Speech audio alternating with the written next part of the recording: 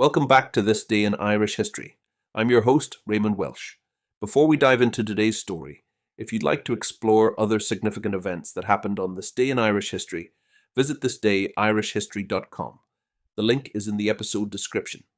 Now, let's journey back to May 1st, 664, a date etched in the Irish Annals not only for its dramatic celestial display, but for the devastating scourge that followed, the Yellow Plague. In the early medieval world, the skies were not merely a backdrop to human events. They were deeply symbolic, often read as signs from the divine. So, when a total solar eclipse darkened the skies over Ireland on this day in 664, it stirred awe, fear, and wonder among those who witnessed it. In an era without the scientific tools to explain such phenomena, a sudden blotting out of the sun was no ordinary occurrence. For the people of Ireland, steeped in both Christian and pre-Christian traditions, such an eclipse could only mean one thing: a message from God, or perhaps a warning. That warning appeared to manifest with terrifying immediacy.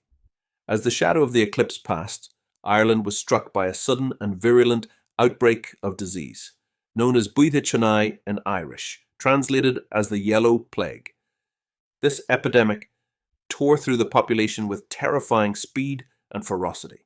The Yellow Plague was characterized in the chronicles by its symptoms of jaundice, fever, and often sudden death, suggesting a viral hemorrhagic fever or a particularly aggressive strain of hepatitis. However, the true medical identity of the illness remains uncertain to this day. What is certain, however, is its profound impact. The Yellow Plague did not discriminate in its devastation, felling commoners and nobles alike, but it struck monastic communities especially hard. These religious centres, which had become cornerstones of Irish society, repositories of learning, spiritual leadership, and community organisation, were decimated. Monks, abbots, and clerics died in droves. In some monasteries, the loss of leadership and manpower was so severe that they were abandoned altogether, their libraries and scriptoriums left to the elements.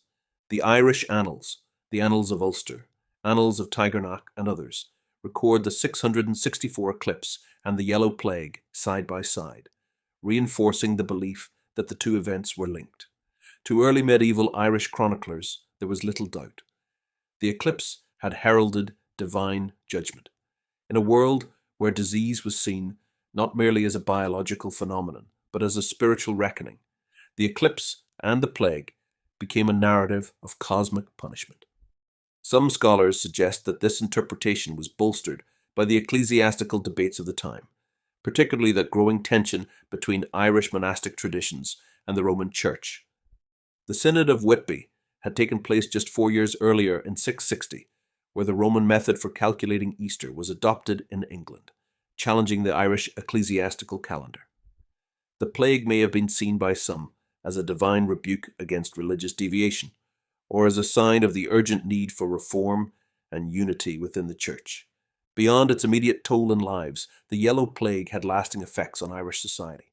It disrupted dynastic succession, caused population displacements, and undermined the stability of church and kingdom alike. In some cases, entire lineages of kings and clerics were wiped out, leading to power vacuums and internal strife.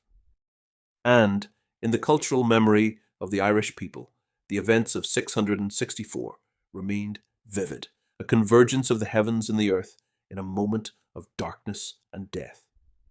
Even centuries later, the 664th eclipse and plague continued to be referenced by chroniclers and storytellers as a reminder of the mysterious interplay between nature, divine will, and human fate. The events were not only remembered for their physical devastation, but for their symbolic weight, shaping a worldview where natural phenomena could herald divine intervention, and history itself was seen through the lens of providence. Thank you for joining me on this journey through Ireland's rich past. Please like and subscribe, and until next time, I'm Raymond Welsh, Slán go Fóill.